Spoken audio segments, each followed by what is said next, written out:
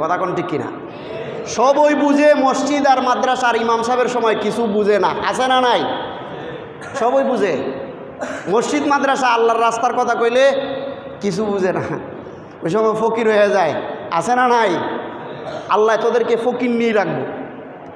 হাজার কোটি টাকার মালিক হয়ে তোমরা ধনী হইতে পারবা।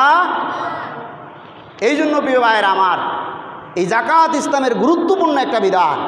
এই জাকাত আমাদের সকলের দেওয়ার দরকার, আছে না নাই? কেউ যদি মুসলমান দাবি করে অবশ্যই তাকে জাকাত দিতে হবে। আর যদি সে অমুসলিম হয় তার ব্যাপারে তো জাকাতের কোনো আলোচনাই নাই, কথা কোন ঠিক কিনা?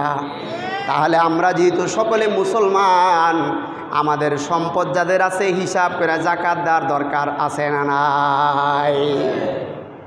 আল্লাহ পাক রব্বুল আলামিন পবিত্র কোরআনে 32টা আয়াত নাজিল করেছে জাকাতের জন্য, আর প্রায় 25টা আয়াত নামাজের পর বলেছে। আল্লাহ তাআলা বলেন আকিমুস-সালাহ ওয়া আতুজ যাকাহ, আকিমুস-সালাহ ওয়া আতুজ যাকাহ।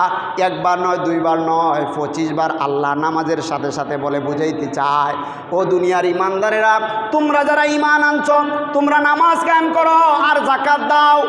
আল্লাহ নামাজের পর জাকাতের আলোচনা করে দুনিয়ার সমস্ত ইমানদারদেরকে বুঝাইতে চায় নামাজটা যেমন গুরুত্বপূর্ণ, দুনিয়ার শ্রেষ্ঠ ইবাদত, নামাজের পর ওই সবচাইতে শ্রেষ্ঠ ইবাদত হলো জাকাত দেওয়া। বেতন দেওয়া চায় না, এই কথা মনে রাখবেন। যদিও সে গরিব হয়, জাকাতের টাকা থেকে তাকে বেতন দেওয়া যাবে না, জাকাতের টাকা থেকে তাকে বেতন দেওয়া যাবে। জাকাতের টাকা দিয়ে মসজিদ নির্মাণ করা যাবে?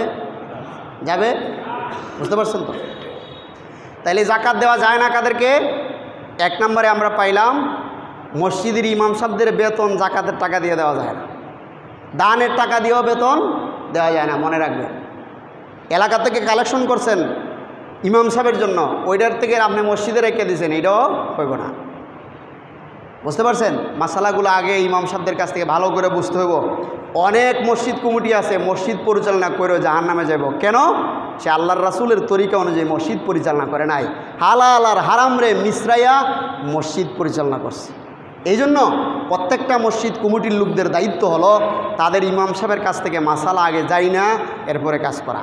এক কথা কয়ে টাকা উঠাইছেন আর এক খাতে রাইখে দিবেন, এটা হবে না, গুনাহ হবে আপনি। এই জন্য গুনাহ থেকে বাঁচার জন্য মাসালাগুলা সঠিকভাবে জানার দরকার, আছে না নাই?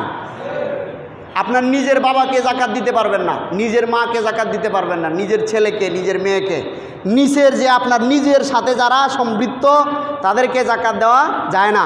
উপরে আপনার বাবা, আপনার দাদা, আপনার পরদাদা, আপন, তাদেরকে জাকাত দেওয়া যায় না। কিন্তু আপনার ভাইকে আপনি দিতে পারবেন, আপনার ভাইকে দিতে পারবেন, আপনার ফুফুকে দিতে পারবেন।